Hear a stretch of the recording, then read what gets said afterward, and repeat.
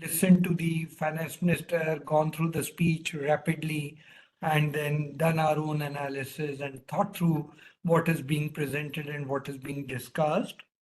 Um, you know that EGROW Foundation makes an attempt to discuss contemporary issues as quickly as possible so that we are able to contribute in the debate. The budget I know has been presented today itself. I also know that by evening, all of you will be in front of TV channels, and each of these TV channels are also going to give you lots of information. But our objective at EGROW was that before you get polluted by the TV channels, I should be able to bring to you the best minds in our country on different aspects of the budget, unpolluted, analytically rigorous, and share some thoughts with you. So with that, here is the panel before all of us. We all know the budget has been presented in a very crucial time. American economy is taking a turn. The Fed Reserve of America itself is not sure where the policy is going to head. The way they did not move the interest rate, and they mentioned it because there is so much of uncertainty on tariffs and immigration that they were not sure what should be their stance. They would wait and watch. And here is our budget where we have changed the tariffs and custom duty changes dramatically. In these circumstances, the finance minister making a budget speech, our eighth, but then the Modi government's 11th year starts. Very, very important budget. One thing which I must mention, that there was something unique in the budget. First and foremost, they've defined what is understood by Viksit Bharat. Viksit Bharat, as per the definition given by the FM, is zero poverty, 100% employment for men, skilled, 70% for women, and farmers doing very well. That's the Viksit Bharat. Whereas we as economists always thought that if we want to enter the status of advanced economy, our per capita income will have to be at least 14,000 US dollars. I do not know if we'll do that or not, but in a way, India has given a new definition of what they mean by Viksit Bharat. It's going to be easy or not easy is a different point, but the budget has been designed keeping in mind the Viksit Bharat as defined in the budget. So obviously, female labor force participation, skill and then skill employment, education, all these have been taken into account. As an economist of fiscal and monetary policy, I would simply say I was thrilled when I saw that the glide path continues to be there on gross fiscal deficit. Capital expenditure continues to be higher. Middle class has been given some sops. I would now like to bring in the panel and the chair of the panel today. We have Professor V.K. Malhotra, who has been on this panel earlier also, on this EGROW platform earlier also. And luckily, all the speakers in the panel today have been on the EGROW website earlier. So therefore, I'm not going to spend too much of time on introducing the chairman of the panel today, chairman of the session. And I would like to hand over the session to him, and then we can go ahead with the deliberations on the union budget. With that, Professor Malhotra, you are known to us, you are known to our participants. So I'm introducing you very briefly and now handing over the session to you to carry the proceedings further. Professor Malhotra. Thank you, Professor Singh. I suppose I'm sufficiently audible. Right. Yes. So we have a very, very distinguished panel this evening, comprising of people from different backgrounds, different degrees of expertise in their respective areas, and maybe different keen interests in diverse economic areas.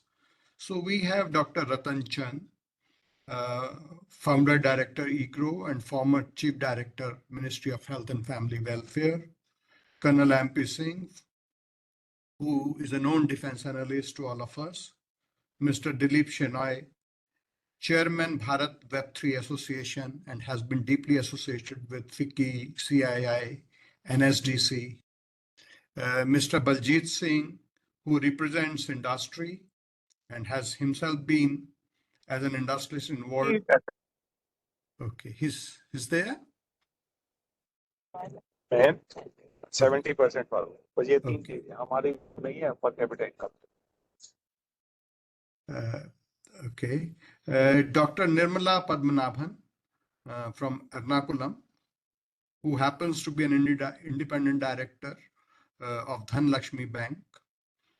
Professor E. Bijoykumar Singh from Manipur University. Dr. Pabitra K. Jena from Shri Mata Vaishno Devi University. Dr. U.R. Rajeshwari from Christ University. As Professor Singh has very rightly pointed out, that this budget definitely comes in the middle of the several challenges that the economy is facing. I'll just speak in very brief about some of those challenges. And he very rightly pointed out that it is for the first time that the FM has definitely tried to somewhere define that what is this government or India's idea of Viksit Bharat. Of course, we have been thinking in terms of making economy gaining in terms of certain trillions, keeping target before us for 2047, both in terms of GDP as well as in terms of per capita income. We have been thinking in terms of growth rates ranging between 8 to 10%. Good that there is an alignment between the economic survey and this budget this time. And we are accepting the reality and we are accepting the reality of GDP growth rate along with the quality of that GDP growth rate as well. There have been challenges in terms of inflation rate. We are all aware that even while talking about the growth, we are talking about a nominal growth rate and a real growth rate. There are issues like rupee dollar exchange rate or unemployment rates, the hardship imposed by COVID, which finally resulted into rising fiscal deficit also, debt to GDP ratio, growing burden of freebies, trade deficit, and maybe number of issues related to the quality of human resources, especially pertaining to education and health. So all these issues, they are today before us. Some of these issues I'm sure have been addressed, and our panelists would definitely speak more about all those. There are issues which have been highlighted by economic survey. Dr. Singh, I would like to compliment EGROW that it has taken up all these issues at right time and in right perspectives, in the sense that we had a pre-budget discussion. We had a discussion on economic survey also yesterday, and today we are discussing budget. I remember in my discussion with you on telephone, I did suggest that we can take a day or two break after the presentation of the budget so that we also read it a little more in detail and then come for this discussion. But you said that I want the first impressions and the first reflections. And it is with that spirit, in fact, we are here all. I think one very important issue which economic survey, and I'm sure this budget will take it forward, and the government's policy, which is yet to be fully detailed on several aspects, will come before us in few days' time. And then we would have still more occasions to speak about that. Streamlining regulation enhancing competitiveness, and encouraging innovativeness. Along with, read that with what Dr. Singh said in the beginning, the idea of Viksit Bharat, what are our priorities, leave no one behind. And then when I read about deregulation in India's case, it is said to be with a focus on digitization and, very importantly, decriminalization and disinvestment of unnecessary government functions. It right functions. I would have preferred to use the word activities, right, or government economic activities. With these words, I would definitely continue to share my views, maybe in between when a speaker would have presented his viewpoint or her viewpoint.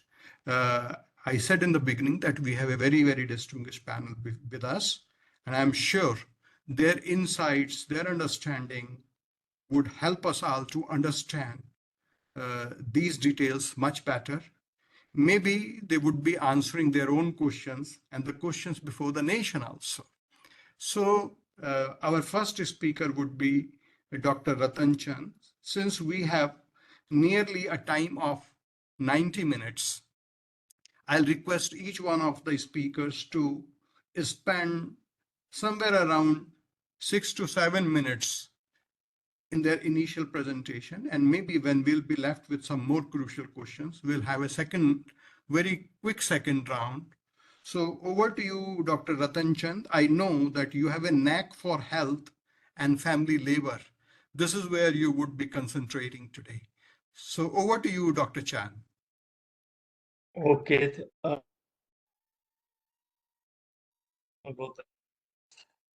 As all of you know, nothing much has been explicitly said by the finance minister regarding health, but I believe all the schemes which are functioning at present will continue to function.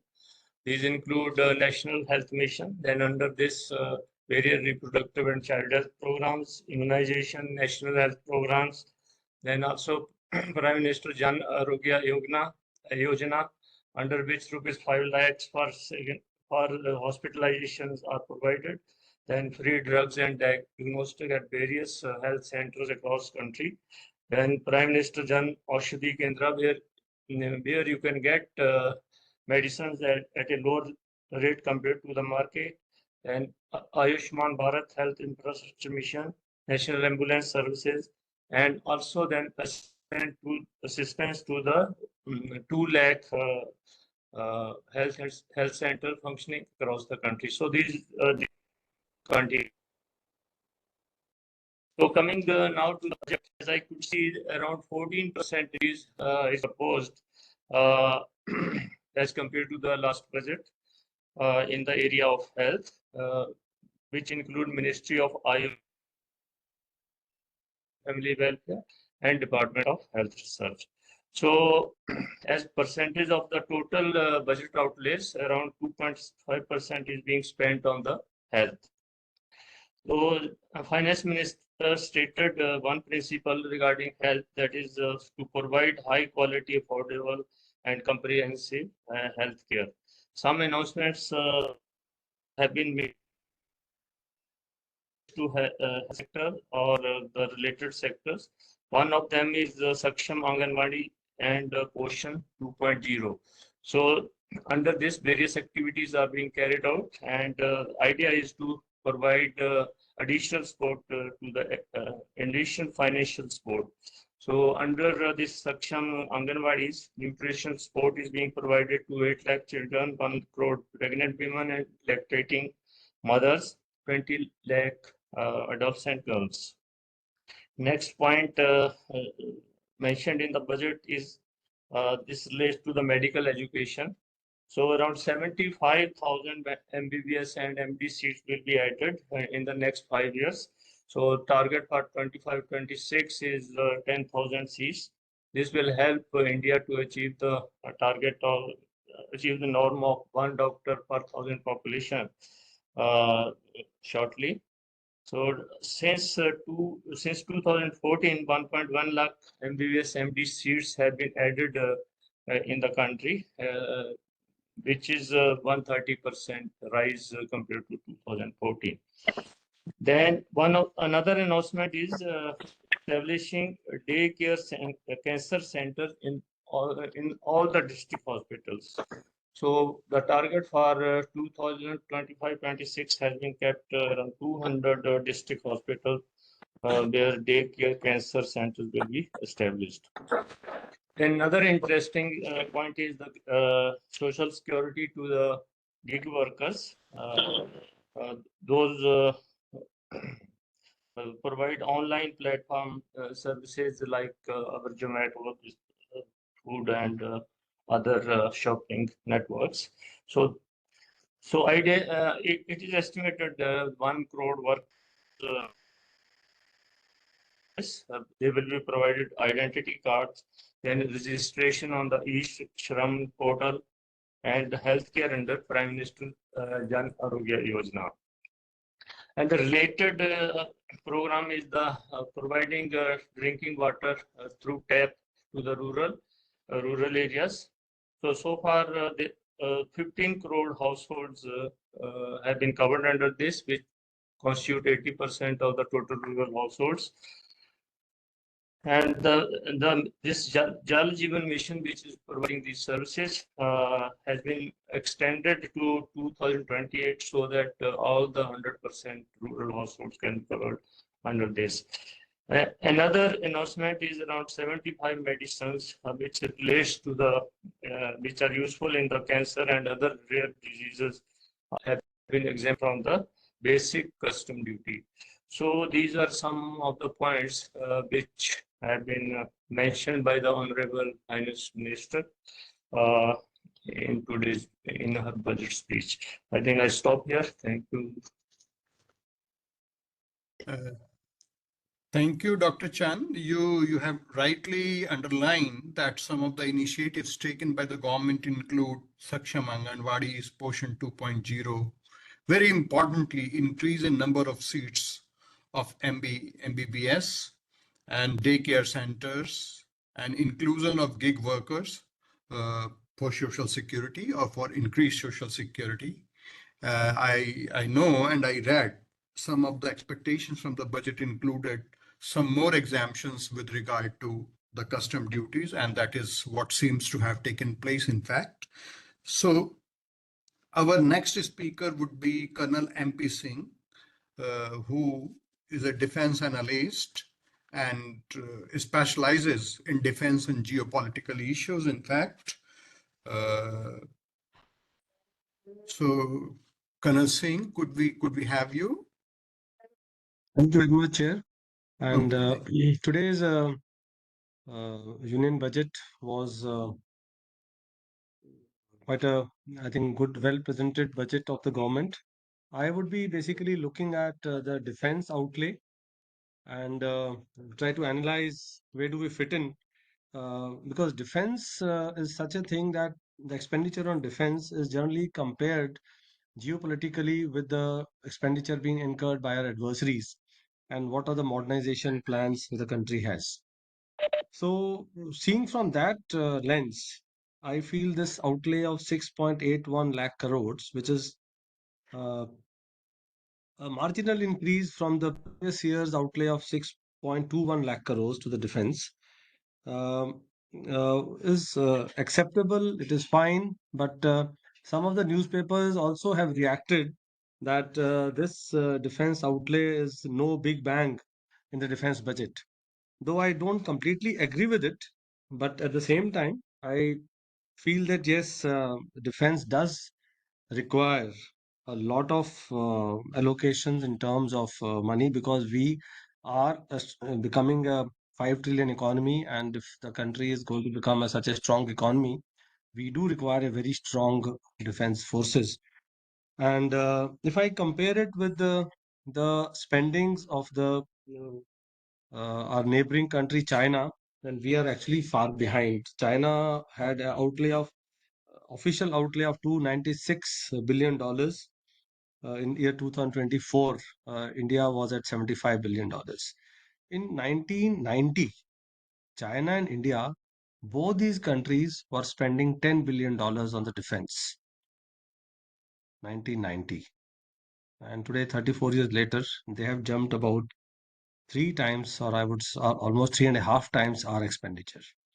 So if we see from that lens, US, of course, we can't compare. They are spending almost $900 billion on their defense outlay. But there has been an increase in the capital as well as revenue. Revenue is pegged at 4,88,000 lakh crores, which includes about 1,60,000 crores on the defense pensions. And the capital outlay is 1,92,387 crores, and which is a little increase from the previous expenditure of 1,72,000 crores. Now, this 1,92,000 has basically three main components. Capital, of course, is for modernization of the defense forces, which has a component of around about 48,000 crores for aircraft and aero engines, and about 24,000 crores for the naval fleet, and for 63,000 crores for other new equipments.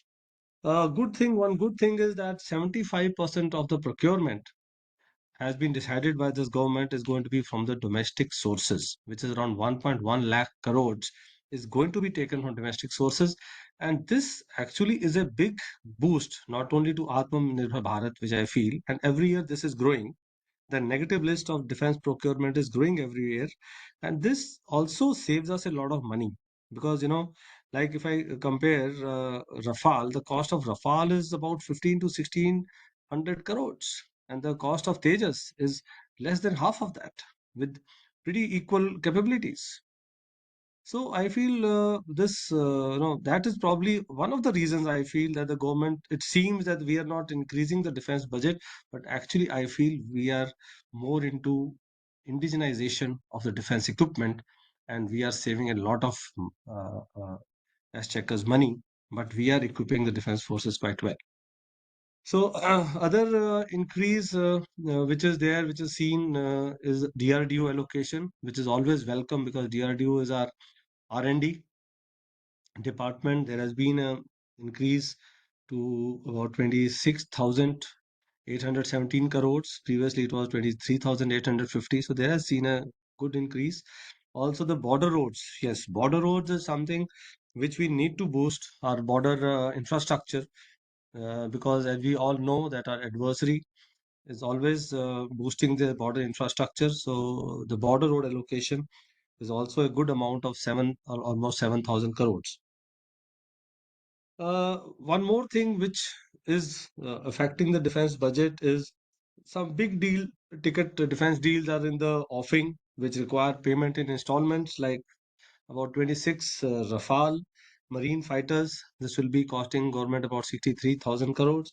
And we also are going in for 3 more submarines, Scorpion submarines, which are the cost of 38,000 crores. And we have developed our own light helicopters, which about 156 crore, about 156 helicopters at 53,000 crores from the HAL, and advanced towed RT guns for about 8,500 crores. So overall, a defense expenditure is about 13.4% of the total budget. That is the highest allocation of any ministry is there. But yes, defense does require constant upgradation, and every year the defense forces, the country, I would say, not the defense forces, they look forward to new acquisitions and strengthening up our defense forces, so that we can well guard our such a big economy and such a big area, around 15,000 kilometers of border, which includes around 7,000 kilometers of maritime border, requires a lot of expenditure. So overall, I would say yes, it's not a very attractive budget as far as defense is concerned. But yes, I'm sure the government will focus, because defense deals are kind of protected deals, like installments have to be paid. So every year they'll have to keep earmarking. The moment we go into a deal of procurement of ships and aircrafts, the payments are lined up for many years. and the deliveries also accordingly are adjusted. So probably at this moment it looks to be a little lackluster allocation, but I'm sure with the purchases taking place and the deals, when the deals are done, that time there's no botheration. The budget allocation comes a little later. So we go in for deals this year. The budget allocations we'll see next year to do the installment. So I would end here to say that yes, there has been an increase in the budget, and we look forward to some good defense deals for upgradation of defense forces, not only with countries like France and US, but also within our own indigenization, our own industry, our defense industry, which is going to supply us with some good modern equipment. Thank you. Thank you, Colonel Singh. Uh, in fact, we had this question in our mind that many people feel that there is a marginal increase in the defense budget over the last 3 to 4 years, in fact. But given the fact that we are going for increased efficiency and increased degree of Indianization of the equipment also, so how it is finally leading to a real, increase in the outlay, in fact, as a result of that increased efficiency, and maybe under the idea of Atmanirbhar Bharat. So we did want to listen a little more on that, and if there are case studies on that how much could we save at one place or two places, we would like to maybe listen from you more about that in the second round of our discussion. So thank you. Our next speaker is Mr. Dilip Chenoy. And as I said, that he has a keen interest because of his background in MSME, deglobalization, and technology-related aspects. And in our earlier discussions also, in pre-budget and on economic survey also, I did hear from him that he was always emphasizing the issue of productivity and efficiency at all places, both in public as well as private sectors. So over to you, Mr. Chenoy. Thank you, Professor, and very good evening to all of you. I think, first of all, I like to just say that the budget has done one very specific thing. It has lifted the mood in the country. I think that's a very, very positive outcome of this budget, whatever else has been done. I would like to actually focus on industry and focus in a different way. The first thing what this budget is got to be 12 provisions on addressing the ease of doing business. And this is very important. And this is one thing which came out very starkly in the economic survey, which was presented yesterday. And so what have they done? First, of course, is reducing the number of rates of customs duty. It's a major, significant this thing. The second is they have actually allowed private sector access to three very important aspects of the government. I don't know if we missed it, but yes, yesterday they announced private sector could actually access Aadhaar data. This budget is talking about accessing PM Gati Shakti data and also the KYC system. So for the financial sector and for that sector, these are three very, very important steps. The third one they have talked about in export promotion, and this is interesting since, again, the economic survey talked about the deglobalization and, how do we address this in the China Plus One strategy. And they're trying to look at an integrated approach there. And of course, the Bharat Trade Net, which is there. The sixth item is she announced that she's going to do a direct taxes bill coming up, right? Which means much more simplification coming here. The seventh one was the ease of merger. It was just 2 lines, but it's a very important thing given in the context of where we are placed here. The eighth one was the ease of doing business committee, which is going to come up with a reform agenda in 1 year. And this is an opportunity for EGROW Foundation and for other organizations and industry to give suggestions there. And linked to that was a Jan Vishwas bill where they're looking at decriminalization further, offenses. Then they, since ease of doing business is not only a national thing, it's a state here, and this index of investment-friendly index of states would be a very positive thing going forward.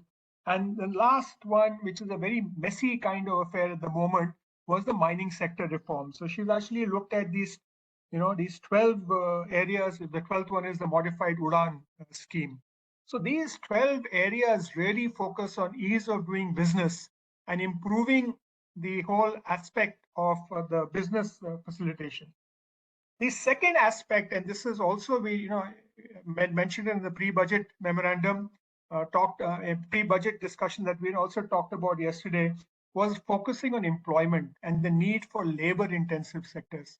So she's picked out food processing, toys, leather, and then talked about a manufacturing mission, point 2, and also a clean tech manufacturing mission on EVs and hydrogen and all of that. So these sectors are there. Plus, I had mentioned the 33% share in ships, and again, shipbuilding is again given a focus here in this budget, as well as tourism and this interesting aspect of PPP for tourism, infrastructure, and hotels is a very, very positive step, because land prices and land acquisition was a major challenge in addressing tourism infrastructure and the various places. Unfortunately, textiles, she's only mentioned cotton for textiles, but you already have the PLI for textiles there, so hopefully something would come in there. And talked about the GCC and the medical tourism aspect here. GCC in the states, the global capacity centers in tier 2, tier 3 cities coming out with a policy. So if you look at the ease of doing business and labor intensive industry there, also she's talked about integrating with global supply chain. So this was done in a fragmented manner. If we do it all together here, it'll be very interesting. Then there was a maritime sector also, and that's very tricky sector to address.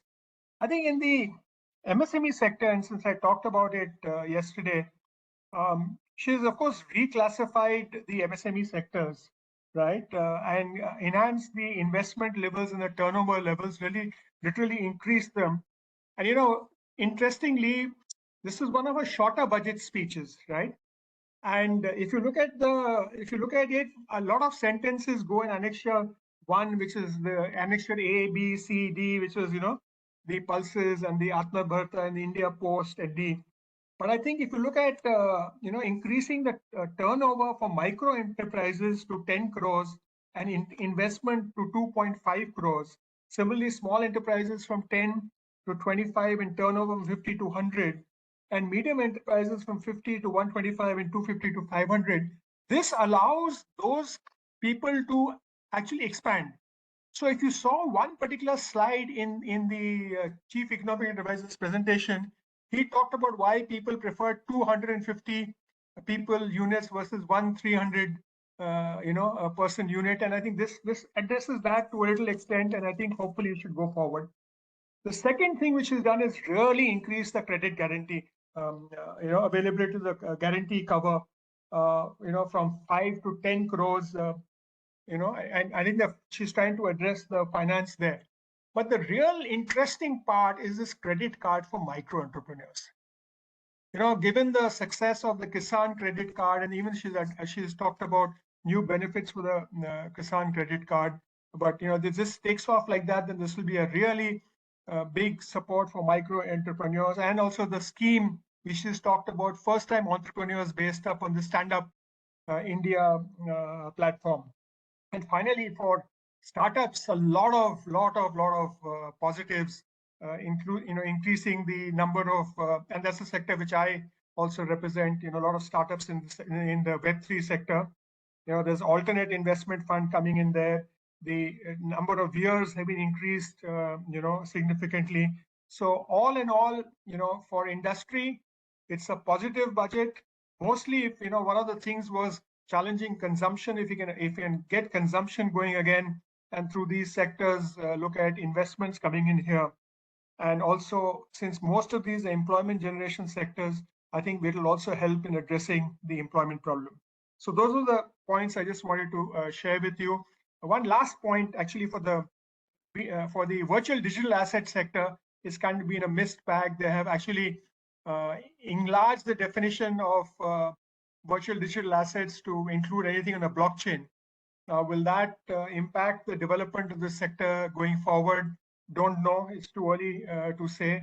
And I think the sector was hoping for, while they rationalized the tax deduction at source for many, many sectors, including sectors like horse racing, etc., they have not touched the VDA sector, which was, we were hoping at least for setup of losses there. But anyway, it's a journey, and we will continue working on this going forward. But like I said, the most important thing that this budget has done is lifted the mood of the economy and brought a spring back in everybody's step. Thank you, Mr. Chenoy. You have rightly pointed out that the diagnosis of the economy and its ailments and where do they exist is being significantly done and perhaps in the right direction. Maybe we might differ on certain measures, and as you rightly pointed out, that there are many things which we expected, but we did not see that happening in the budget. And since you said that it has lifted the mood of the country and industry in general, I think we wanted to see its reflection in stock market indices today, which we could not see much. So we'll come to you on that in the next round, in fact, and would take some inputs from you on that too.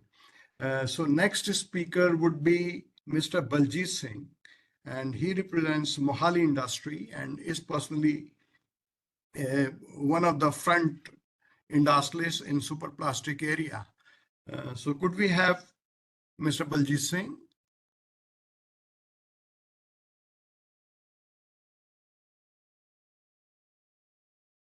So maybe he would join us a little afterwards. We'll move to the next speaker, Dr. Nirmala Padmanabhan. And as I said in the beginning, that she comes with double benefit, that she happens to be an academic person and is also an independent director of Dhanlaxmi Bank. She prefers to speak on the gender aspects and environment related aspects. So Dr. Padmanabhan, we would like to enrich ourselves through you on these dimensions. Thank you, Professor Malhotra and Professor Charan and EGROW. So it's my privilege to discuss the gender budget in the Union budget of 25-26. Actually, for some of the people who might not know what gender responsive budgeting is, it's not a separate budget for women. It is analyzing from the union budget what resources are benefiting women, culling out and analyzing what resources are used for women. And the union government has been coming out with a gender budget statement from 2004-5 onwards. And what you see is a very interesting aspect of increase in the, funds allotted for gender responsive budgeting. Naturally, we are focusing on Nari Shakti and everything.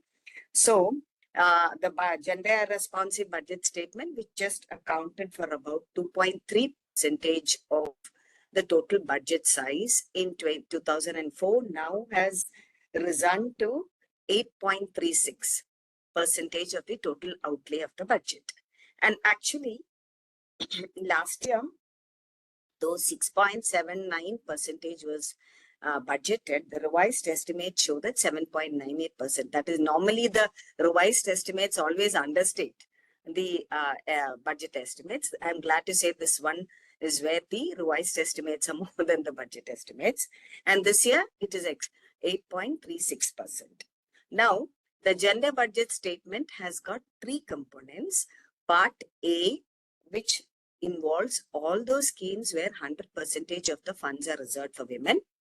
Part B, which includes all those projects where above 30%. So 30 up to 99% of the funds are reserved for women. And Part C has all the rest, maybe less than 30%. And in this year, if you look at it, I think about 2% of the total, 8.6 to if when 8.36% of the funds are allotted for are culled out for women, 2.08% is in the Part A, 6 point majority is in Part B, and 0.3% is in Part C. Now, I was just looking at some of the major projects that benefit women, looking at one is, of course, everybody, what a person normally looks at is housing, food, and health and basic necessities, income.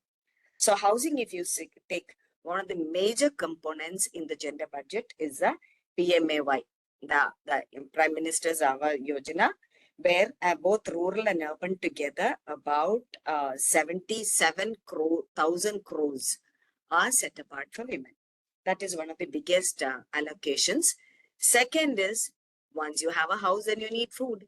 So the second biggest, actually that is the biggest component. That is the PM Garib Kalyan Anna Yojana, which gives 5 kg of rice free to everybody. That has more than 1 lakh crore allotment under that. So food, housing, and for health, as our earlier speaker was saying, Saksham, this as well as portion, this is there, around 17,000 crores are allotted.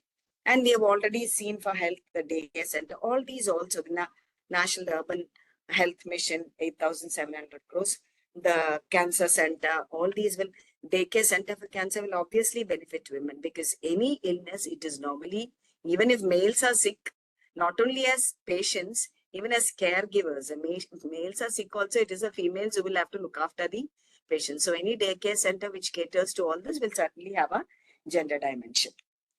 Now, another important aspect which benefits women, I was trying to see what all benefits the major components, is the Jal Jeevan Mission, which has, because the last year's survey itself said that if piped water is supplied within the household, that saves up 1 hour of time for fetching water for women to do other chores. And this year, 20,476 crores have been allotted.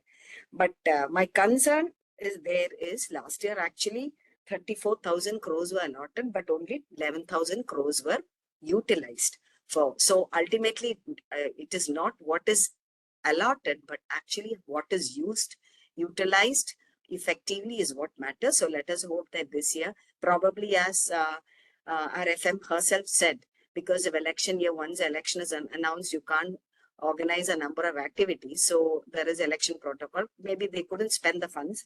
But this year, I hope that the entire funds will be utilized for Jal Jeevan. Now come to the most important aspect, that is livelihood. Now, around 19,000 crores have been set up for National Rural Livelihood Mission.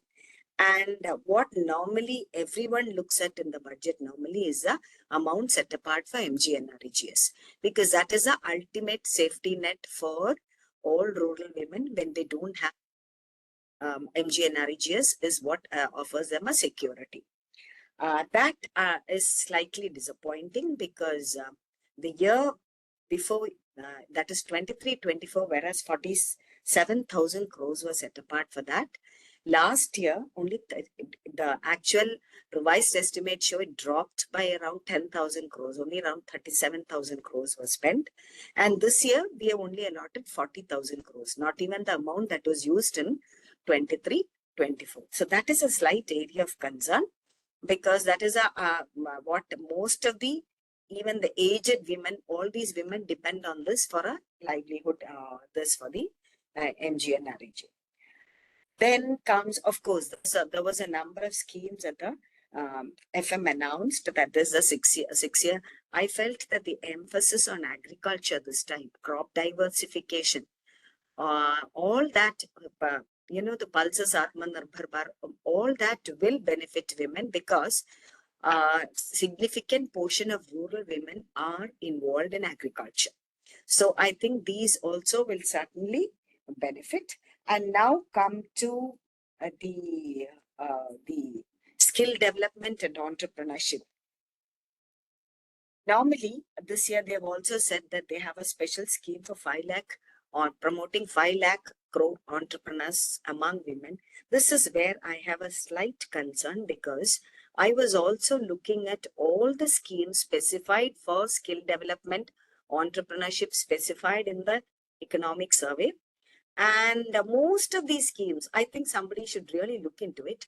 When you analyze, most of these schemes assist in getting loans, getting funds and training. According to me, as a person who, out of concern for the environment, I'm running a social entrepreneurship unit. I know from experience, 4 years I've been nose down into entrepreneurship. I know that training and funds are the least of the worries. The problem starts after that. After you get training and after you get funds and you start, then comes the problems of ensuring product quality, branding, marketing, all the compliances, licensing, everything. And even digital marketing. See, women normally have a digital divide. If they don't, even those who don't have and there is a clear in the digital, marketing, there is an age divide also.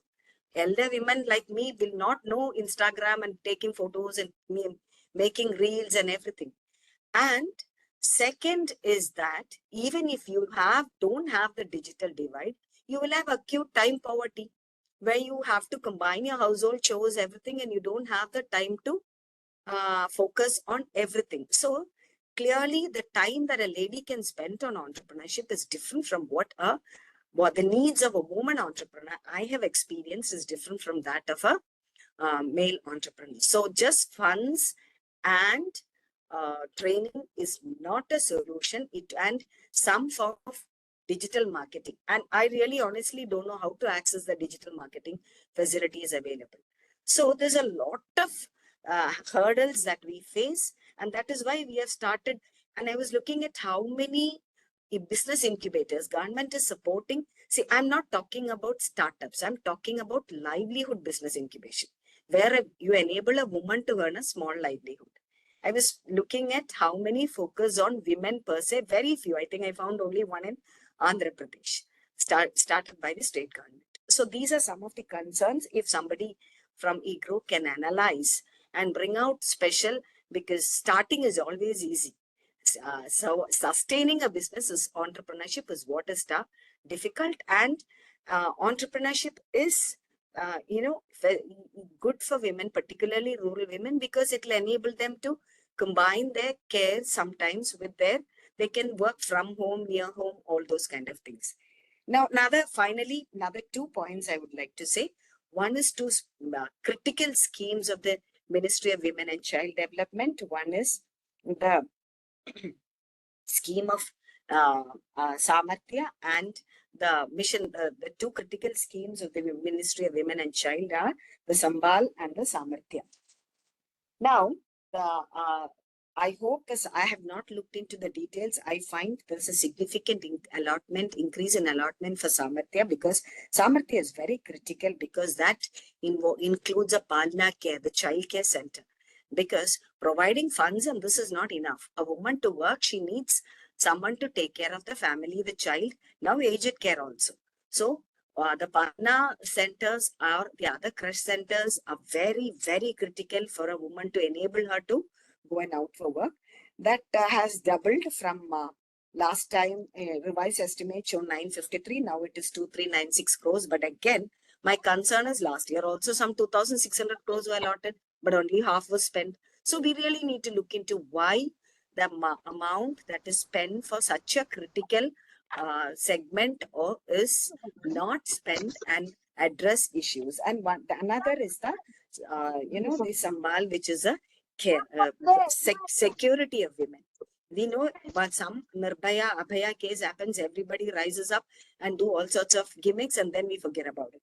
Again, it's only 629 crores allotted. So out of which last year, again, only 2/3 were spent.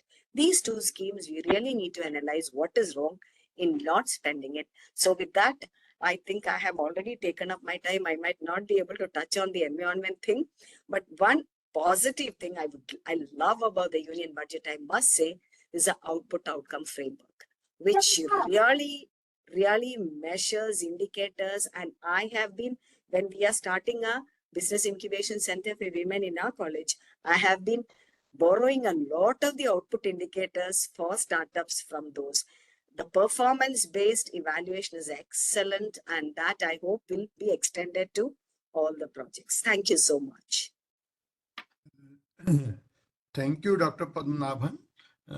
You have very rightly tried to analyze different schemes and programs of the government and how they have been working and how this budget takes those programs forward. In fact, we'll come back to you with regard to what more you would have preferred to see on the skill front, in fact. But because of paucity of time, right now we are moving ahead.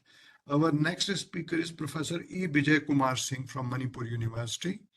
And I'll request all participants, please, to keep themselves muted when the speaker is deliberating. So I request you all to keep yourself muted. So over to Dr. Bijoykumar Singh. So am I audible, sir? Okay. Thank you, Professor Malhotra and Charan Singh and all the colleagues in this forum. In fact, I would also agree with Dr. Charan that the idea of Viksit Bharat is becoming clearer and clearer, And this time, I think for the first time, we are having a very, a clear picture of what Viksit Bharat, in terms of our own definitions, would look like, because earlier we thought it would be, all sorts of very high income and all that, but it is not all that. It's about removal of poverty and good school education, and then the comprehensive healthcare system, and then employment of the skilled persons, and then of course the active participation of women, and of course the prosperity of the farmers. So the most attractive part of this budget, as I see it, is a very clear picture of what Viksit Bharat would look like, in some of the attainable parameters. Now, one of the first few sentences that came with this budget is that the finance minister mentioned that we see the next 5 years as a unique opportunity to realize Sabka Vikas, stimulating balanced growth of all regions. Now, it is in this connection that I would like to have my, say on infrastructure development, and of course, how we look at that from one of the most backward areas of this country. There is a northern region of India. So, as far as infrastructure is concerned, in the last budget, infrastructure was explicitly given as one of the priority areas. But now in the current budget, we don't have that, but we have a fairly extensive, actually, notes on how infrastructure should be developed. Now we have these funds for the state governments trying to, hike their capital expenditures, and we have reforms in the power sector, we have reforms in the urban sector, and so on. All lot of things. But what is worrying is the thought that most of these projects, infrastructure projects, are supposed to come through the PPP mode. This thing. Now, these backward regions, they simply don't have the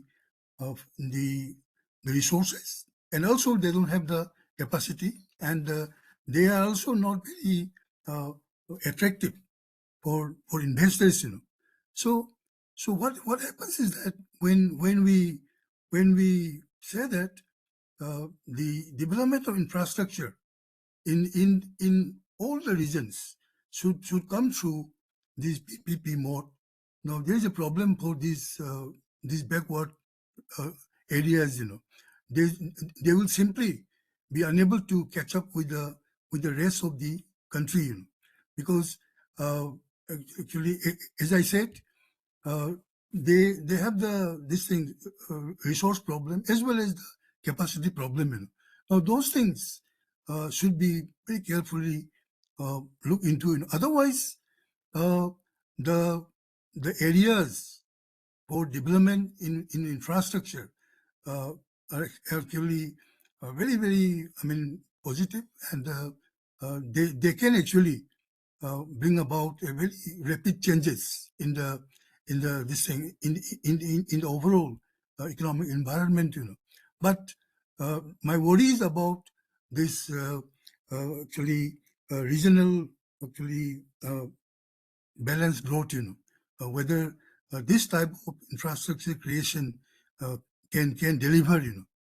So it is in this context. It is in this context that I just want to make some comments on the our expectations from the northern region of India.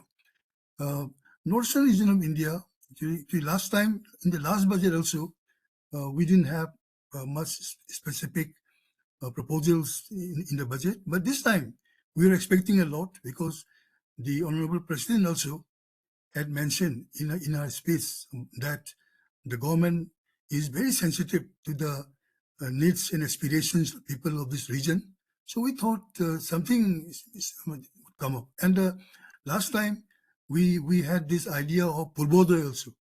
Purbodoy, which sought to create a very, very conducive environment for economic development in the eastern part of the country. So we thought in terms of that. Then another thing is that PM Divine scheme, which started a few years back, is going to over this year. Actually, so, but of course, if you look at the data available from the official sources, particularly the data given in the parliament also, we find that the utilization was very, very pathetic. Money was there, but it was not used. So that also should be checked into. And we wanted to have some specific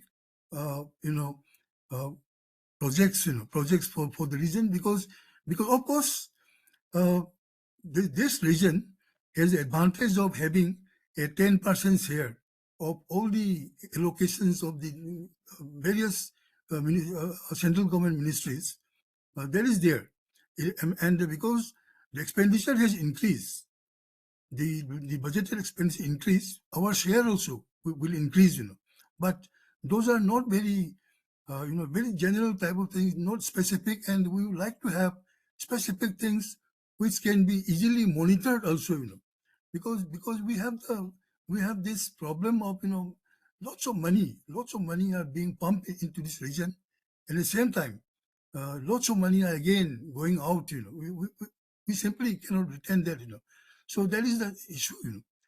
And because last year we had some allocations, some provisions for the floods and the landslides in Assam and Sikkim and other parts of India. Now we also thought this time, particularly Manipur, because we have been passing through a very difficult period in the last almost two years, and the funding done by the government to take care of these displaced persons. We have around 70,000 persons who are actually without homes, and they cannot go back to their homes also. They're internally displaced persons. So the way the government has been taking care of, there are lots of shortages there, because we don't have the resources, and that is being borne by the citizens. We are actually every citizen, everyone here, they are actually contributing to that effort. So we also thought something from the will be available from the budgetary provisions, just like when we have these natural calamities. That really didn't come out. So what I feel is that general type of funding in a very holistic manner, that actually may not be very helpful in this region. And so therefore, actually my last point will be that we are talking about some actually so that is what you call national center for excellence for skilling. National Center for Excellence for Skilling. The finance minister has talked about 5 such centers which are to be established. So I just feel that at least the region should get one of them, out of these 5, So that actually will also go a long way in actually fulfilling the wants and aspirations of the people of this region. So basically, what I want to say is that the way we are looking at the infrastructure development, that is fine as far as the better place to develop parts of the country are concerned. But this actually this way of financing the PPP thing will be a big challenge for this region. So that has to be taken, and this is true for other backward areas also, not only for this region. So I will say up to this only. Thank you, sir. Thank you. Thank you, Professor Singh. You appreciated that it is for the first time that the idea about the Viksit Bharat is coming before all of us, and few words have come up also. We'll discuss those words afterwards, and maybe the measurability of the Viksit Bharat and the dimensions related to that may develop afterwards. But right now there is an idea about that. Secondly, you have very pertinently raised the issue of keeping a balance among the different regions of the country, especially the regions which are facing the problem at the moment. For example, you named your own state, Manipur, which are facing problems. They should be specifically addressed, and if they could get a better deal out of it, then definitely they should be very pinpointedly and specifically made a mention about. We have with us Dr. Pabitra K. Jena from Shri Mata Vaishno Devi University, who would be concentrating. I could see him before us. He would be concentrating on rural development related aspect, and I would request Dr. Jena to please be brief and finish his presentation within 6 minutes. 6 minutes, so that we can come for the second round also.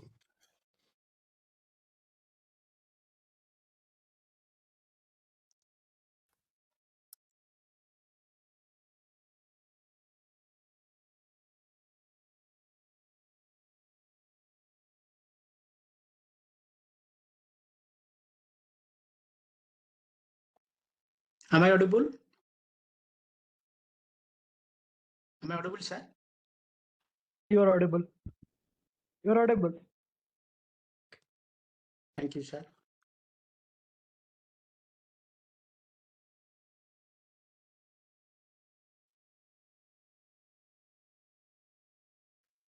So, Chairman, sir, so my topic is rural development. If you see that union budget, so in union budget, so these are like before union budget, that yesterday it was economic survey. So in the economic survey, these are the strength, that steady growth amidst the global uncertainty, fiscal discipline and external stability, inflation control and policy coordinations. Same time, there was a 3 weakness of the economic survey, that private investment stagnations, manufacturing sector weakness, and persistent rural-urban disparities. That's why, as you know, that rural development actually attract the second highest budget, that is to 2,66,870 crores after the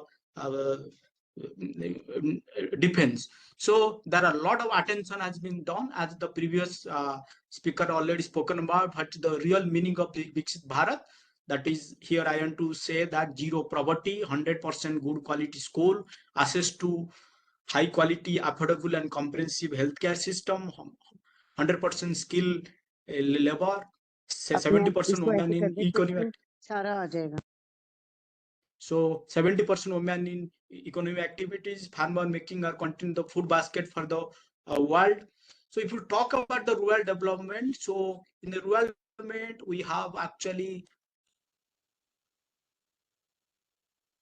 spring agriculture growth and productivity, building rural prosperity and resilience, taking everyone together on the inclusive growth path, boosting that manufacturing and further make in India, supporting MSME, enable employment-led development, and investing in people, economy and environment, securing energy supplies and nurturing innovations.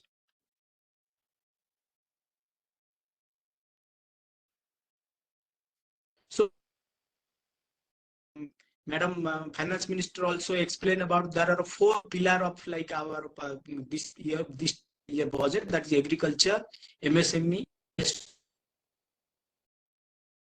the first engine of rural development. He gave more emphasis on agriculture as the main engine of rural development, where he categorically explained all these points. The first is Prime Minister Dhan Dhyan Krushi Yojana.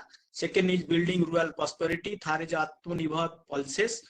Fourth one is comprehensive program for vegetable and fruits.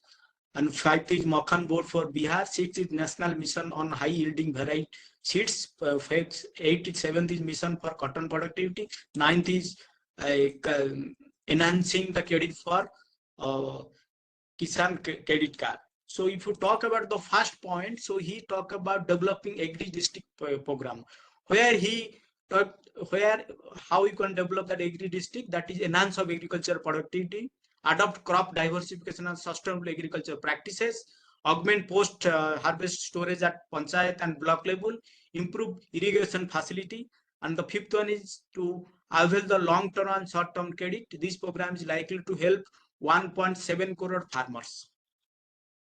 And the second point for rural development, he talked about the building rural prosperity and resilience, that is comprehensive multi-sector rural prosperity resilience program will be developed. This will address underemployment, agriculture through skilling, investment, technology in the rural economy. The goal is to generate ample opportunity in the rural areas so that migration is an option, so that migration can be reduced. The next point, she talked about that national mission on high yielding seeds. So the national mission on high yielding seeds will be launched to strengthen the research ecosystem, targeted development and propagation of seeds with the high yield, pest resistance and climate resilience, and commercially available for more than 10 seeds varieties which are released in since July 2024. Also talked about as the rural MSME as the second engine of rural development. The first point to be the MSME as the second engine of rural development, he talked about revision in the classification criteria of MSME, where he talked about on the basis of investment and turnover. He told the micro enterprises, which are currently 1 crore, will revise to 2.5, and on the basis of investment and turnover from 5 to 10. Small enterprises, which is currently 10, it will 10 crores, it will revise to 25 crores, and in the turnover basis from 50 to 100 crores. And medium enterprises, which currently 50 crores, it will revise to 125 crores. And the turnover, which is the currently 250 crores, it will revise to 500 crores. So the second point for like rural development, he gave emphasis on MSMEs, that significant enhancement of credit available to the guarantee coverage. To improve the access to the credit, the credit guarantee coverage will be enhanced. for micro and small enterprises from 5 crores to 10 crores, lending to additional credit to 1.5 lakhs crore in the next 5 years. For startup, 10 to 20 crores with a guaranteed fee being moderated to 1%, and loan in the 27 focus sector will be given for Atmanirbhar Bharat. And the third point, for oil run exporter, MSME, for them loan up to 20 crores. Also, he gave the emphasis to introduce the credit card for micro enterprises. That this budget will introduce the customized credit card from 5 lakhs limit to micro enterprises on Uddam portal to in the first year from 3 lakhs to 5 lakhs it will be revised, and the first year 10 lakhs such card will be issued. Also, he talked about how you can funds for startup. The alternative investment funds for startup has received commitment for more than 91,000 crores. These are supported by the funds of funds with the government of India contribution of 10,000 crores. Again, this year, new funds of funds with the expanded of scope and fresh contribution of another 10 crores will be facilitated in this project. Also, he talked about scheme for the first-time entrepreneurs. He told that there will be a scheme for first-time entrepreneurs. A new scheme will be launched for 5 lakhs women, scheduled caste, scheduled tribe, first time who are becoming entrepreneur. This will provide terms loan up to 2 crores during the next 5 years. Scheme will be incorporate loans for the successful stand-up India scheme, online capacity building for entrepreneurs, and the managerial scheme also will given the emphasis. After that also he has given for rural development. She also talked about on the health, like daycare, cancer center, also expansion of adult tinkering lab, and in the last also she talked about the manufacturing, which is actually will facilitate the sustainable development goal. This will aim to improve domestic value addition and build the ecosystem for solar PV cells, EV batteries, motors, and electrolyzers, wind turbines, and very high voltage transmissions, and which will actually take our country to a clean manufacturing, which will help for net zero emission, which has been targeted by the SDG in 2030. Thank you for opportunity. I think I have restricted my talks during the scheduled time. Thank you. Thank you, Dr. Jena, for sharing your thoughts on rural development and what good has been proposed in this budget. And apart from that, also taking care of the MSME sector. Now I turn to Dr. Rajeshwari UR from Christ University, and she prefers to speak on social sector. Dr. Rajeshwari, I'll request you to be very, very brief and precise, because your time will be not more than 5 minutes in all. I just wanted to come to each one of you, in fact, with a second question in my mind, and what you would like to see more, or what you would have liked to see more in the present budget. But over to you, please, for next 5 minutes. Good evening, everyone. I hope I'm audible, sir. Yes. So, yeah, actually, I'm very happy because few days back I was here for pre-budget discussion where I've been asked to talk about the expectations about the budget. Okay, so then I was talking about what is my expectation about education, health, and social sector. In fact, I had listed few points and I had spoken about that. And why I am happy, because those things are addressed. Most of the things, whatever I had mentioned in the pre-budget discussion or expectation about the budget, especially education sector. I'm not touching any other sector because gender is covered. Otherwise, also health is covered by our co-panelists. So I would be talking more on education sector, so that I can just brief about the budget announcements. So in that way, like I had spoken about STEM education, I had spoken about AI in education, and I had spoken about digital infrastructure in my expectation, especially with regard to education sector. So in today's budget, surprisingly, I could see addressing all these three important points in the budget, especially certain announcements, especially with regarding to these three. In that way, the Union Budget 2025 has placed a heavy emphasis on transforming India's education sector with the aim of creating a more exclusive, technologically advanced and future-ready system. So there are a few key announcements. I'll just briefly go through about the key announcement, and to some extent, I'm happy about those announcements, but also I have my own reservation because I'm feeling that these announcements may be very ambitious proposals, and the success of all these announcements depends on how exactly we are going to implement. Because I was hearing to Nirmala ma'am where she was talking about how exactly there is underutilization of resources that is applicable for education sector also. So it is more than how much we are getting or how much we are allocating. At the end of the day, how much we are utilizing, that matters.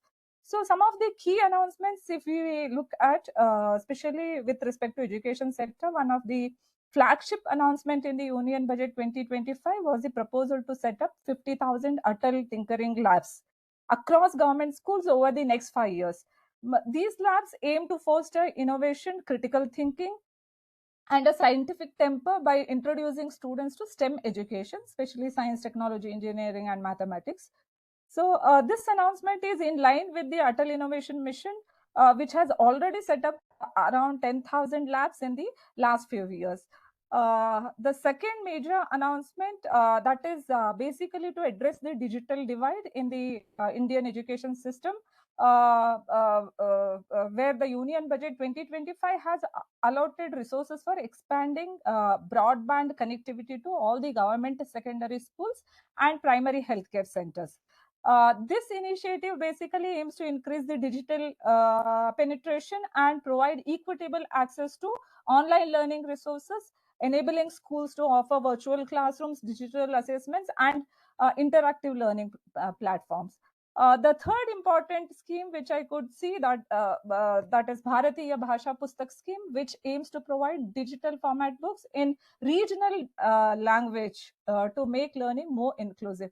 I think this is going to be a game changer. Why I think that this is going to be a game changer? Because very recently, ASA has presented its report for 2024, where one of the finding of ASA says that about 25% of the students in rural India in class 5 cannot read a class 2 text in their mother tongue.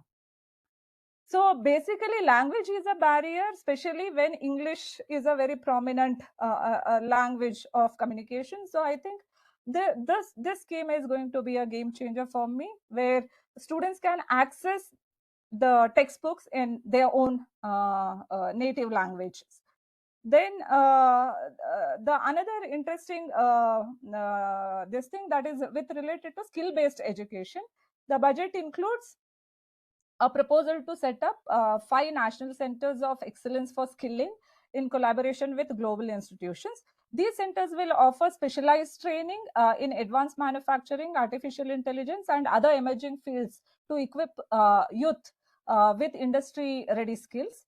Otherwise, also the National Skill Development Mission has reported that as of 2023, only about 3% of the Indian workforce has received formal skill training, which is far below the global average. So in that context, I think this scheme is going to be a very important scheme.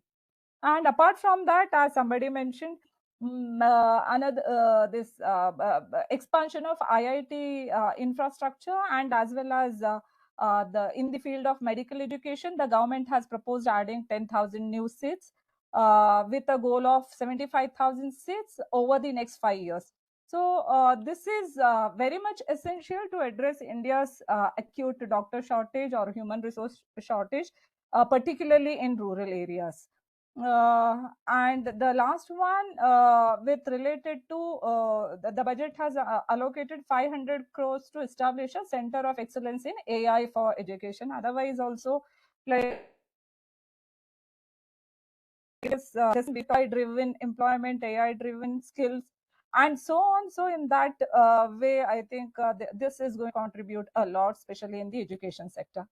So these are the few important schemes which has been announced in today's budget, but my concern is little different. My concern is that like we are talking about labs, setting up of labs in government schools and so on, but we are not talking about training the teachers. Until and unless your teachers are trained, I don't think that these type of schemes would be successful in rural areas, especially because many schools in rural areas lack the trained faculty needed to implement these programs, and additionally the poor monitoring of these labs, and as well as if the teachers themselves, they do not have training of using these labs, then I don't think that this will be such. So in that way, I think government has to take care of spending amount or allocating amount for teachers training. Teacher training becomes very, very important aspect here. Number two, we are talking about digital infrastructure, but in yesterday's economic survey, when I was looking at the economic survey, I was just looking at the data where it says that only the 53% of the Indian schools had internet access, with a significant rural and urban divide in terms of connectivity. And also a study done by the Ajim Premji Foundation, which shows that only 60% of the school children in India, 60% of the school children in India cannot access online learning opportunities. In this case, like how exactly like we are going to implement these digital infrastructure schemes, that becomes very, very important. This giving by broadband connectivity, I don't think that we would be able to solve the problem, but how exactly we are going to implement that scheme, that the success of the scheme depends on that. Similarly, the National Statistic Office, which shows that only 20% of the households in rural had access to digital device. So again, highlighting the accessibility issue. So when we are talking about digital infrastructure, AI and skill-based program, I think it's very, very important for us to how effectively we can implement this scheme. That matters a lot. So there are already different skill-based initiative taken up by the government. But one of the limitation of these skill development initiative is that still that gap exists between the industry expectation and the curriculum or the infrastructure. That gap between the academia and industry still exists. So how are we going to address that? That also is a very important issue here. So to conclude, though we have lined up with a lot of good schemes or good announcements, at the end of the day, how efficiently we are going to implement all these things, that matters a lot. I think if government is able to implement all these schemes efficiently, especially if these schemes reaches ground level, I think we can see success stories with regarding to all these things. So that would be again contributing to Human Development Index indirectly. So yeah, that's all from my side. Thank you so much for the opportunity. Thank you, Dr. Rajeshwari. In fact, you have put in place two major points that a lot of good is happening, but we need to see that the kind of intentions with which the schemes are framed, they reach the intended lot in that degree and in that magnitude also. Right, and the required further degree of infrastructure. I think survey talks about further identification of infrastructural needs also, apart from the infrastructural needs that have already been identified. So we have very, very little time left with us. Dr. Singh, would you permit me to go for the second round? Very speedy second round.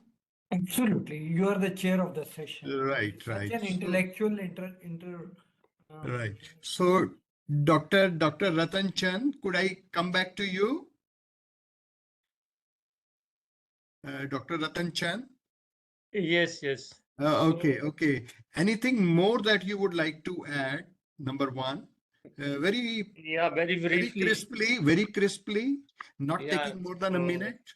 very And brief. about Saksham Anganwadis and Portion 2.0, if you have to share any particular insight and how to take gig workers' social security forward. I think these are three challenges before the budget or its implementation over the next year. Please. Yes, so the details of the scheme mentioned by you, I think, uh, for example, gig workers, they will get benefit of the existing schemes. No new scheme is being launched. They are to be covered under the existing schemes only. Okay.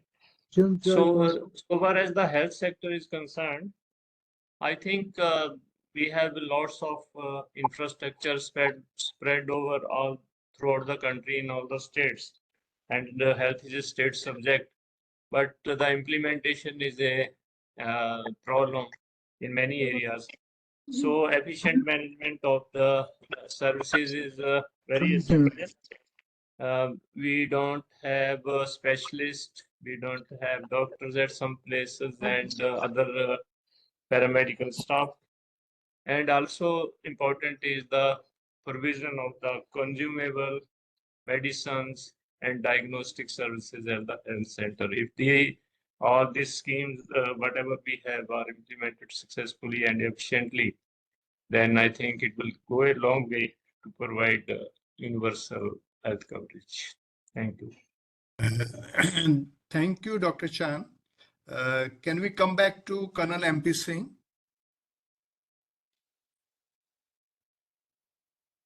Colonel Singh? No issues. I think Mr. Chenoy has already left. Dr. Padmanabhan, can we come back to you? Yeah. Yes. Dr. Padmanabhan, you talked about lots of schemes, in fact, which you termed as projects. So schemes and projects. What do you think that which scheme relating to women in particular can make the maximum impact, in fact? And considering where our options are moving forward in terms of the budget 25-26, number one. And what is your idea of upgrading or reskilling the women in particular? Very briefly, in a minute only. Okay. Sir, reskilling, I think, see, women always have a gendered role in India because care responsibility falls on them. And now so much of child abuse is scared. The ladies are scared to even go out and leave their children. So, second is the aging issues. So now elderly care is also becoming. So normally a self-employment within the, and I think that is where maximum employment has increased in India also. Self-employment through or through entrepreneurship holds a key. This because there the lady can work from home or near home. That is my one. We have to give them the choice. Okay. As Amartya Sen says, the very act of choice gives happiness. So we have to give them the choice. Now there, not only most of these entrepreneurship activities stop at skilling and you have to identify such. I'm talking about very ordinary people, women, okay, not the highly educated ones.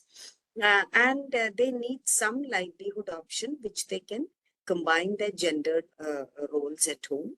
There, not the skilling has to be done. We have to identify which most women generally are concerned. Madam, very briefly, could you be brief and okay, precise? food, maybe food, different types of health foods, fruits, agriculture, crop, all these for horticulture. Now that the government is focusing, all these skilling can You be done. used the term critical schemes.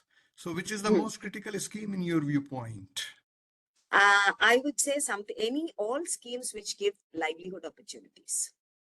Okay. But skilling will not give that. Skilling is only the starting point. That is the point I was trying to put it across. Skilling is Just only in a line, what do you think that why skilling is not going up or is getting upscaled in the desired manner? skilling What could be the happens, sir. possible reason? If skilling happens, sir, the quality of skilling matters.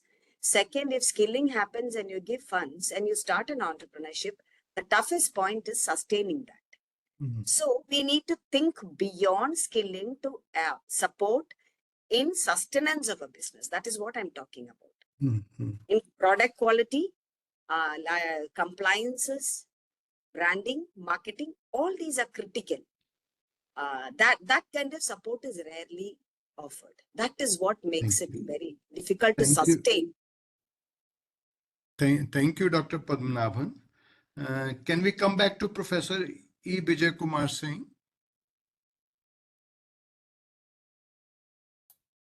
Professor Singh? Yeah.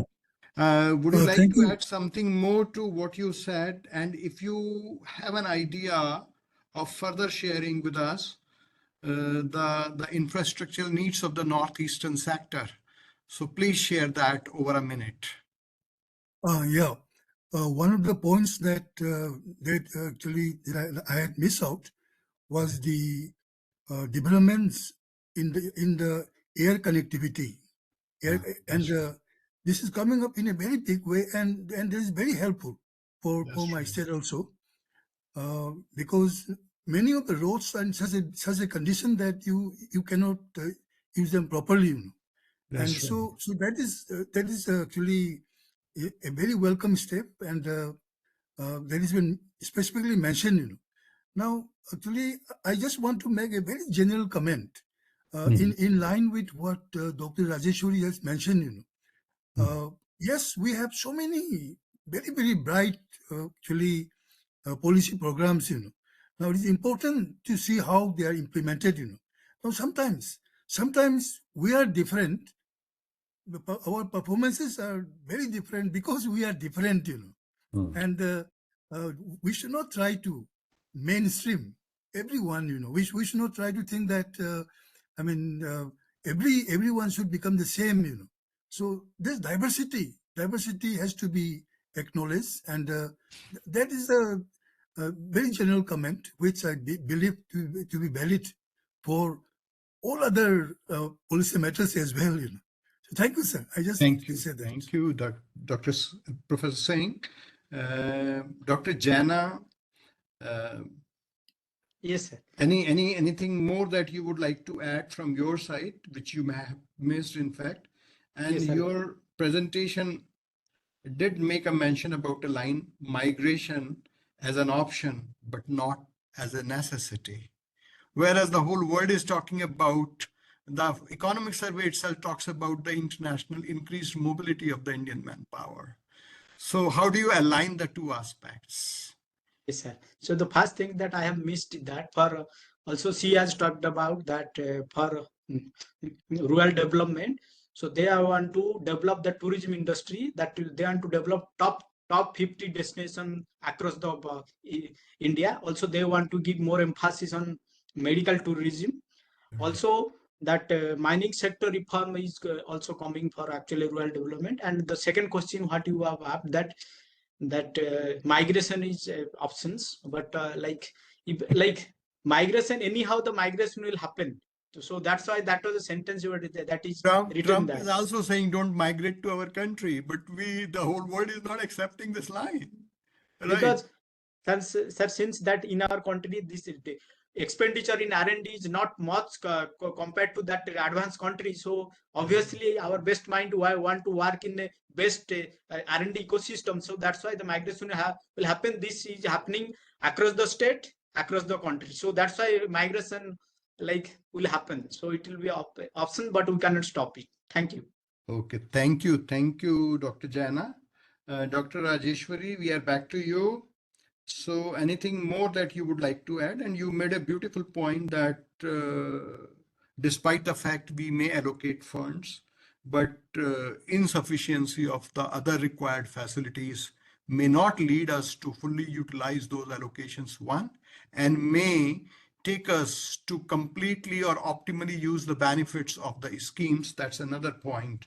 So what is your idea of, let's say, improved education in tune with the NEP 2020? So where are we right now in your idea, and how should we be proceeding from this point onwards? So, as an educationalist, I would still say that the gap which I'm talking about between industry and academia, that has to be reduced, because the world has changed a lot. Like when I was in school, okay, the curriculum used to change for 5 years, 10 years, but still the world was changing very slowly, and therefore it did not get affected so much when we see it now, actually. So now, by the time our students they graduate, entire system outside the world, it has changed, because I mean, so much of change, I mean, very fast changes which we can see, especially in the industries. So what industry is expecting and what we are giving to our students, I think that curriculum, that gap should be reduced, number one. Number two, still I would be like focusing on the implementation part of any program, because I strongly believe that Dr. how much Rajeshwari, ever. just to interrupt you in between, who would reduce Yes. this gap? Who is expected to reduce this gap? Yes, sir. So since we are talking about NEP now, okay, so that itself has brought down that gap a little bit, but still, I think it would be taking a little time, sir, because any changes what we see would be taking a Are lot of we time to settle really down. So intending to say improved degree or improved delivery of public goods? Are we really intending to say like that? Uh, uh, uh, yeah, yes, we maybe, have to yeah, kind of, accept yes, it. we We have to have Professor accept. to, Mal we have to, Professor yeah. Malhotra, can I just add one sentence to that? Please. See, I agree that since I'm also in the education sector, that the NEP has a beautiful vision. But as Rajeshwari said, see, you asked who will implement. Sir, our problem we are facing right now in Kerala, I'll tell you, education is a state subject. So the state policy has to conform with the national policy. Often it doesn't. So, though we have autonomy and everything like that, in reality, we do not have, we still have to follow the road system of examination, that we have very little flexibility in all this. So, though institutions, I agree, have to change, they are tied in one way or the other. They really do not have the flexibility. Right. That is the issue, sir. Thank Just you. wanted to add one last line, sir. Please, So please. though we get flexibility, I think it would be taking a little bit of time, especially when it comes at the change to change the system. So I think, yeah, maybe like future would There be more is brighter than what we are seeing now, hopefully. there is a larger agreement that education and health are, and they remain our priority areas, and a lot Yes, of delivery improvement will be required in both these areas. required. If we really want India to be still more competitive, perform at the global stage, in fact, and be one of the leading countries at the global stage, in fact. So thanks, Professor Singh, that you gave all of us this opportunity of sharing our views. In fact, my panel was absolutely absorbing. In fact, there were many more questions left with us than we could have the answers from them. And that's the true state of affairs, in fact. And there are a lot many things, especially I feel that this budget in several dimensions does little good thing, in the sense that we saw last year's budget and this year's budget also. I was looking at the allocations. How did the things actually, especially with regard to revenue generation or revenue mobilization, happen? I see that there is a lot of confidence within the government on this front, that what we are saying, we are following that. Whether we are talking about fiscal deficit, we are talking about the target of total expenditures, within total expenditure, revenue expenditure, and capital expenditure. One good thing that I'm noticing is that from our estimated capital expenditure of 11.21 lakh crore, only 11.54 lakh crore rupees is coming through borrowings. That means the larger part of the capital expenditure that we have plans for is coming from the borrowing, and it is not that capital receipts are paying for the revenue receipts in the government. That's one big improvement. And when I look at the different taxes and their realizations, direct taxes, income tax contributing 22%, corporate tax contributing 17%, GST is next to corporate tax only, corporation tax only, and is contributing 18% around. And excise and custom duties around 5 to 4% each, in fact. I see very healthy developments relating to even non-tax receipts at 9 to 10% of the total budget. So it gives government a pretty good degree of confidence in itself. And one thing which Professor Colonel Singh in fact shared with us, I too am a votary of that, in the sense that despite the fact, because in India, we have become accustomed of looking at the figures only, the sizes, not the efficiencies, competitiveness, or the productivities. So when he said that despite the fact there looks to be a meager increase or a marginal increase in defense budget, we are focusing on indigenization, number one, improved degree of efficiency, number two. And I think,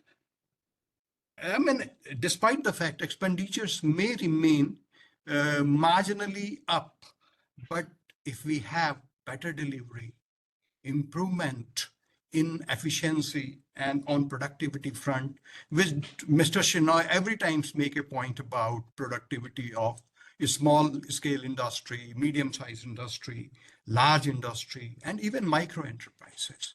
I remember last time somebody did speak in terms of operationalization of the ideas, and that remains the key word, because all of us putting views in common now, all of us did talk in terms of having greater degree of productivity, better delivery in terms of operationalization of the ideas that we are toying with at the moment at the time of presentation of the budget or any scheme of the government. So on the whole, I would have definitely preferred to ask you all that what out of 10 would you be giving to Madam Nirmala Sitharaman so far as the budget this year is concerned. I am sure that most of you have already expressed that it is definitely a much above average budget, but there are many fronts where we might have more expectations. Undoubtedly, India is becoming more and more aspirational economy, and it's going to be a big challenge to future FMs also to satisfy the aspirations of all of us. With these remarks, I will give the chance to Professor Singh, who gave us all of us an opportunity to share our views on this evening when the budget itself was presented. So over to you, Professor Singh. Thank you very much. Thank you very much. You see, this has been purely raw thoughts. No contamination through TV channels and nothing. So that is very, very precious. For TV channels and all, we all have opportunity from now onwards to listen to all the people on the TV channels, experts, new experts, quasi-experts, all sort of people. And we'll form our opinion by tomorrow morning when most of us will read the newspapers, again flooded by the same semi-experts. I'm really thankful to each one of you who agreed to be here today and agreed to give their thoughts on absolutely immediate reactions. Really thankful to you, young Professor Jena, who made a PowerPoint within such a short time and presented the PowerPoint to be very precise and focused in his presentation. That's brilliant. I couldn't have done it, Jena, I can tell you. And I'm so happy that you're so hardworking that you could do it. Okay. So what is the takeaway? According to me, the takeaway, going by what all I've heard from you and how Professor Malhotra summarized it, we have miles to go before we sleep and miles to go before we sleep. So the dedication, the focus, hard work needs to be put in the Kal, in this Amrit Kal. We can't escape that. However, we define the Viksit Bharat, we define it as the easy manner of per capita income or we define it in the difficult manner of saying that zero poverty, 100% skilled employment, 70% women employment. These are challenges which we really have to face day to day. And please don't forget the tsunami of AI is on our head. And unfortunately, in this tsunami of AI, we are not number one as we were number one in digital. America was making headway. Alibaba and the Chinese have proven that they are way ahead, and India is yet to on a mission mode. Even if we take it, the AI multiplies on itself. So even if you have open code, so well, I would then conclude: miles to go before we sleep. Miles to go before we sleep. And this is the beginning, I think, of the Amrit Kal. And I think we will have to continue to work. Professor Malhotra, good you are here. All the professors are here. I would just like to close by sharing one anecdote. There are 111 people, very auspicious number in the audience. So I'd like to close with one anecdote. I was invited as a professor, RBHA professor at IIM Bangalore to CII in Delhi. So I told the CII, call me all the way from Bangalore for one meeting. So they said, no, professor, you have to come. We have a Japanese delegation coming. And in that Japanese delegation, we have a Japanese professor coming. So we want a professor from the Indian delegation. So we are inviting you to be here. The year must have been 16 or 17. So I came all the way from Bangalore. And I sat through the deliberations, the discussions. The Japanese professor hardly was getting a chance to speak. All professors all over the world hardly get a time to speak, right? They are the last in the row. So in Japan also. But when he spoke, he almost killed me. So his question was, Professor Singh, your prime minister says that you will be a $5 trillion economy. Are you prepared for it? So the delegations from both the sides had already spoken. So I was young and much younger and spoke to coming from a university environment, which makes you still younger. So I spoke to my, of course, professor, where is the doubt? What is the question? Not only prepared, we are over prepared for a $5 trillion economy. And he looked at me straight in the eye and he said, sorry, professor, you are not. I said, what? Why are we not? And he said, to be a $5 trillion economy, first, the professors in this country would think of a $5 trillion economy. They'll prepare for it. They will write, discuss, debate, write op-eds, and plan for a $5 trillion economy. Their PhD students and their other students will get into that. Their environment will be created of a $5 trillion economy. Your body language will be different from now, which is less than $2 trillion economy. Your conduct, speech, everything will be different. Once the $5 trillion economy is made in the campus, in the heads of the professors, and please remember India has 10,000 economic professors. Once it's made in the heads of the professors, it will then percolate into the ground within 2 to 3 years. And he said, Professor, you are not ready for a $5 trillion economy. Telling you, Professor Malhotra, that's the truth. I had not thought through so clearly. Even today, when I seen the budget Viksit Bharat being explained, how many of us really know what Viksit Bharat means? How will we translate it? Has every state government made a Viksit Bharat plan? Has every industry association made a Viksit Bharat plan? Has every sector, fisheries, and now different sectors, shipping, have they made a Viksit Bharat plan? Have educational institutions made a Viksit Bharat plan? If not, how will we translate it? So I think the onus is on us. and why I made it a point to bring you in, Professor Malhotra. Forgive me for my deceptive smile. You are the chairman of the Indian Economic Association. If you don't drive us into the Viksit Bharat India, nobody can. Being the Secretary General of ICSSR, right? So you are in the best location now to push this idea which Madam Nirmala Sitharaman has given us. And I wish and I hope your next annual conference is dedicated to Viksit Bharat as defined in today's budget speech. With that, let me thank each one of you, Professor Malhotra, for your kindness and patience to chair the panel, to each of your panelists who have stayed with us for such a long time.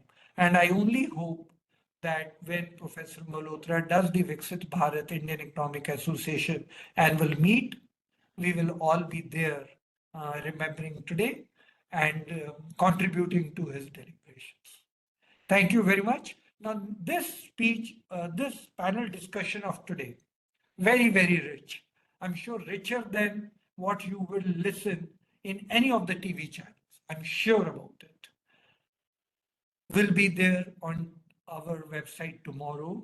Please share it with others. And next week, we have Professor Robert Lawrence from Kennedy School, Harvard University, talking about his new book, Can Manufacturing Lead to Inclusive Growth? Which is quite relevant for our budget discussion today. It'll spill over to next week. And week after that is Amitabh Kant coming, and he's going to be speaking to us on his recent book on G20 leadership. And if everything goes well, a week after that, we have Nobel laureate, Professor Simon Johnson, coming and speaking to us on institutions. So I would request all of you to please spare the time for these Friday evenings. Passing, I would like to, I'm excited, thrilled, that's why I'm sharing this. Chapter 13 of the Economic Survey, AI and India, I think is worth the read of all of us. Do spend some time and read that chapter. AI, chapter 13, Economic Survey, released yesterday. Thank you very much. Have a great weekend and see you next week. Thank you, sir. Thank you, Charan.